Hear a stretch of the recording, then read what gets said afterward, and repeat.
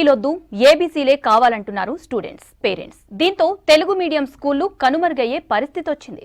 English medium వైపే parents మొగ్గు చూపిస్తున్నారు. ప్రైవేట్ స్కూళ్లలో ఈసారి 1వ తరగతిలో 0.33% తెలుగు మీడియం అడ్మిషన్లు ఉన్నాయి. అటు సర్కారు బడుల్లోనూ 6.71%కే పరిమితమైంది.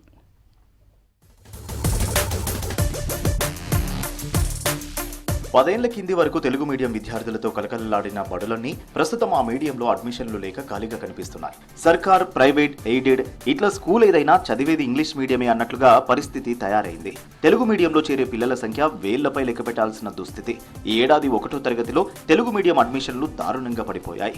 1వ తరగతికి సంబంధించి ప్రైవేటు బడుల్లో జరిగిన మొత్తం అడ్మిషన్లలో 0.33% మాత్రమే తెలుగు మీడియం కాగా, సర్కారు బడుల్లోనూ 6.71% మంది మాత్రమే తెలుగు మీడియంలో అడ్మిషన్లు తీసుకున్నారు.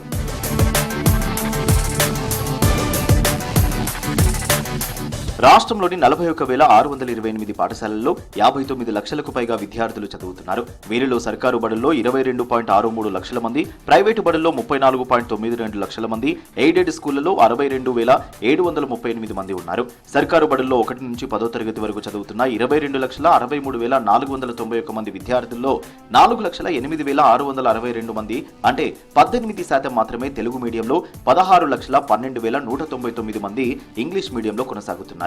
ఇక ప్రైవేటు బడుల్లో చదివే 34,92,886 మందిలో 20,057 మంది మాత్రమే తెలుగు మీడియం కాగా, 31,49,282 మంది శాతం ఇంగ్లీష్ మీడియం.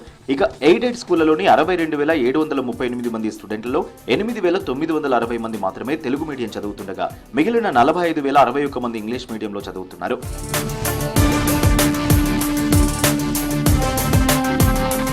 2008కి ముందు సర్కారు బడులన్నీ తెలుగు మీడియంలో కొనసాగాయి. దీనివల్ల పేద గ్రామీణ విద్యార్థులు ప్రైవేటు స్కూళ్లలో ఇంగ్లీష్ మీడియంలో చదువుతున్న స్టూడెంట్లతో పోటీ పడలేకపోతున్నారనే విమర్శలు వచ్చాయి.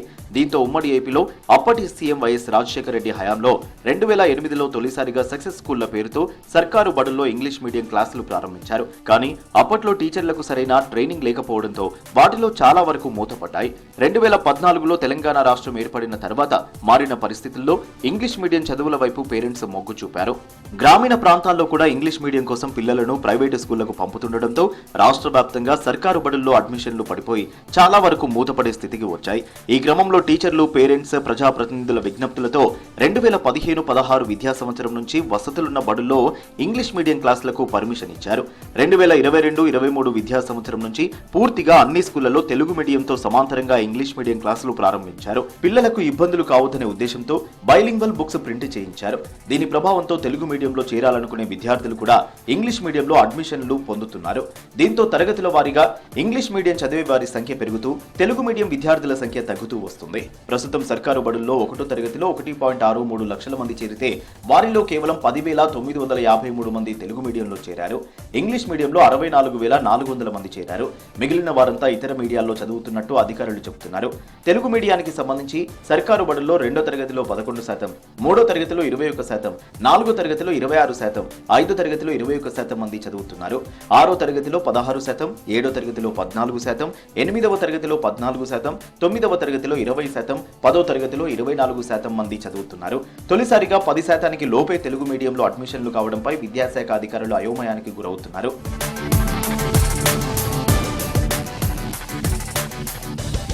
విద్యా హక్కు చట్టంతో పాటు నూతన నేషనల్ ఎడ్యుకేషన్ పాలసీ సైతం విద్యలో మాతృభాషకు ప్రాధాన్యం ఇవ్వాలని తెలిపింది.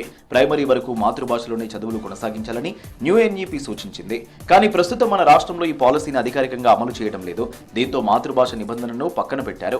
మరోపక్క 2010 నాటికే చదువు అంటే ఇంగ్లీష్లో చదవడం, రాయడం, మాట్లాడడం అనే స్థాయికి పరిస్థితులు మారాయి. ఇంగ్లీష్లో పట్టు ఉన్న వాళ్లకు ఇతర రాష్ట్రాలు, దేశాల్లో ఉద్యోగ, ఉపాధి అవకాశాలు పెరగడంతో దిగువ మధ్యతరగతి, పేద తల్లిదండ్రులు కూడా ఇంగ్లీష్ మీడియం వైపు తమ పిల్లలను పంపుతున్నారు.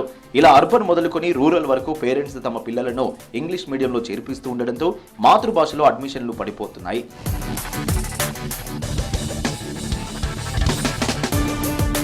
సర్కారు బడుల్లో కొద్దో గొప్ప తెలుగు మీడియం పిల్లలుండగా ప్రైవేటు బడుల్లో ఇంగ్లీష్ మీడియంలోనే చదువుతున్నారు. ఈ విద్యా సంవత్సరం 1వ తరగతిలో మొత్తం 4.40 లక్షల మంది చేరితే దాంట్లో కేవలం 1460 మంది తెలుగు మీడియం ఎంచుకున్నారు.